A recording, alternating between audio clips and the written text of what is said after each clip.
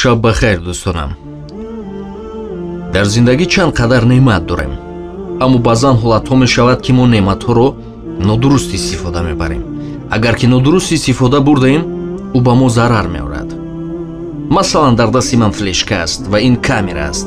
камера ман инро барои худаш истифода мебарам, ин бошад барои худ навор мегирад ва корҳои дигарро. агар ин неъматро бо ин неъмат истифода барам, яъне ки зарар меорад. бо ин агар ки инро харошам ё ки бо ин камеро флешкаро зада майда кунам, аллакай барои ман зарар меорад. яъне ки ҳар неъматро ман бояд дуруст истифода барам. ба ин хотир дар зиндагӣ барои мо неъмат хело зиёд аст, аммо мо бояд кӯшиш кунем ки неъматҳоро дуруст истифода барем. як зарра ки нодуруст шуд, ба мо зарарҳо меорад. худро эҳтиёт кунед то барномаи